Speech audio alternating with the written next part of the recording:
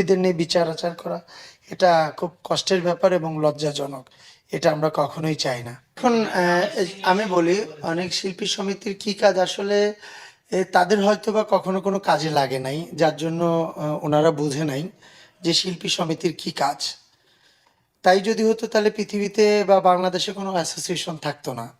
কোনো না কোনো অ্যাসোসিয়েশনে তার কোনো না কোনো নিজস্ব কাজ থেকে থাকে।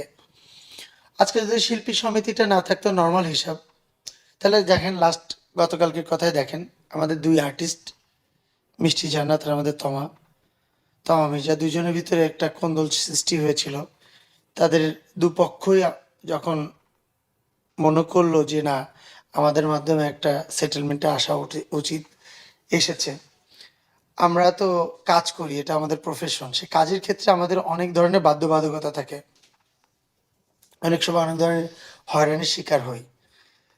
তদুপরি আমাদের শিল্পীদের স্বার্থ রক্ষা করাটাই আমাদের মূল কাজ। আমাদের শিল্পীদের অনেক স্বার্থ রক্ষা করতে হয়, যেটা হয়তো বা আপনারা জানেন ক্যামেরার সামনে আসে, অনেক সময় আসে না। সেই জায়গাগুলোতে শিল্পীদের পাশে দাঁড়াইতে হয়। সে পাশে দাঁড়ানোর জন্য কিছু মানুষ দরকার। সে মানুষগুলো হচ্ছে ক্যাবিনেট মেম্বার। হুম। এরপরও অফিসিয়াল বলেন, আনঅফিসিয়ালি বলেন, দেশে বলেন, দেশের বাইরে বলেন, আমাদের অনেক কাজ থাকে আমাদের শিল্পীদের। সেখানে অ্যাসোসিয়েশন অনেক বড় সাপোর্ট থাকে। সেই সাপোর্টগুলো আমাদের অ্যাসোসিয়েশন করে থাকে। এরকম হাতে গোনা 200 কাজ আমাদের করা থাকে।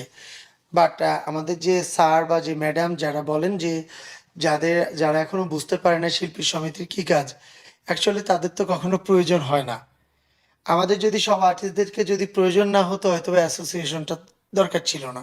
কিন্তু আমাদের অনেক আর্টিস্টদের প্রয়োজন হয়, যার জন্যই আসলে এই ইলেকশনটা করা বা অ্যাসোসিয়েশনটা করা। আমাদের তো ইন্ডাস্ট্রিতে তো অনেক শিল্পী আছে, সবাই যে শিল্পী সমিতির সদস্য এরকম কিন্তু কিছু না। কিন্তু তারপরেও আমাদের কাছে যদি সে সাহায্য সহযোগিতা চায়, অবশ্যই আমরা তার পাশে দাঁড়াবো এবং অবশ্যই চাইবো সুন্দর একটা সমাধান হইতে।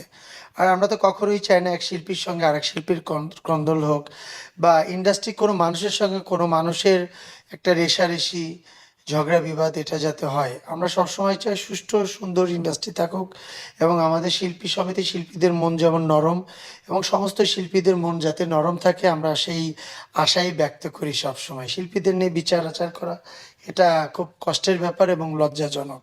এটা আমরা কখনোই চাই না। হ্যাঁ, আমার জানা মতে দুই পক্ষে, আমার কালকে আমার বাচ্চাটা জন্মদিন ছিল। আমি একটা এতিমখানাতে গিয়েছিলাম, আমাকে মিশা ভাই ফোন করেছিল জয়েন করার জন্য মিটিংয়ে। বাট আমি টাইম মেনটেন করতে পারি নাই। বাট পরবর্তীতে আমি সবার সঙ্গে যখন আমার কথা হয়েছে, আমি জানতে পেরেছি যে উভয় পক্ষই সন্তুষ্ট আছে তাদের সেই সমঝোতার ভিতরে আর কি, যেটা হয়েছে। আসলে আপনাদের ক্যামেরার সামনে হয়তো বা আসে না, কিন্তু আমাদের গত 6 বছরে কিন্তু এরকম প্রতিনিয়তই সমাধান করতে হয় আর কি। বাট হয়তো ক্যামেরার সামনে 10-5 দিন তাদের নিউজ হয়েছে একটা বিষয় নিয়ে, এটার জন্য হয়তো বা আপনারা মিলমিশটা আপনারা ক্যামেরার সামনেই দেখতে পেয়েছেন। কিন্তু ক্যামেরার বাইরে আমাদের কিন্তু প্রতিনিয়তই সালিশ হয়, প্রতিনিয়তই মীমাংসা করতে হয়। এটা আমরা রেগুলারই করে থাকি। সো প্রতিটা মানুষকে তো আল্লাহ পাক এক ধরনের বানায়নি। কোনো না কোনো মানুষকে কোনো না কোনোভাবে, প্রতিটা মানুষকে আলাদা আলাদাভাবেই আল্লাহ পাক বানিয়েছে। তো সেক্ষেত্রে আমার আপনার চাওয়াতে তো আর সেটা হবে না। এখন একটা সমস্যা ঘটতেই পারে একজন আর্টিস্টের ভিতরে। সেইখানে আমরা এইভাবে ফল আউট করে ক্যামেরার ভিতরে, ক্যামেরার সামনে যায় এটা সালিশ বা মীমাংসা বা একটা ঘটনা ঘটানো, এটা আসলে আমরা আশা করি না। এমনি আমাদের ইন্ডাস্ট্রির অবস্থা খুব খারাপ। সেক্ষেত্রে সব কিছুই ক্যামেরার সামনে আনাটা সত্যিকারের দুঃখজনক। এটা আমরা কখনোই চাই না। এখন ভাইয়া সেটা হচ্ছে যে সবাই চাই তার সেবার জায়গাটা প্রশস্ত করতে। আমি গত 6 বছরে 4 বছরে যেটা করেছি, আমার এবারের টার্গেট আরো বেশি করার। আমার সাধারণ সম্পাদক পদে গতবারই আমার অফার ছিল দাঁড়ানোর।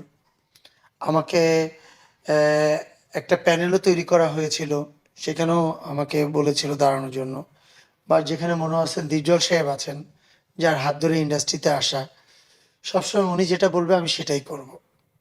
উনি যদি বলেন বা উনি যদি সাপোর্ট দেন, আমার মেম্বাররা, সাধারণ ভোটাররা যদি সাপোর্ট দেন, হতে পারে। আর যদি সাপোর্ট না দেন, আমার সিনিয়ররা যদি সাপোর্ট না দেন, তাহলে হবে না। আমি সর্বপ্রথম হচ্ছে আমি তাদেরকে প্রাধান্য দিই, আমি আমাকে প্রাধান্য দিই না। তাদের জন্য মানে আমার কাজে কি তারা স্যাটিসফাইড কিনা। তারা যদি মনে করে যে না জয় চৌধুরীকে লাগবে এখানে, আমি অবশ্যই সেখানে যাওয়ার ট্রাই করব।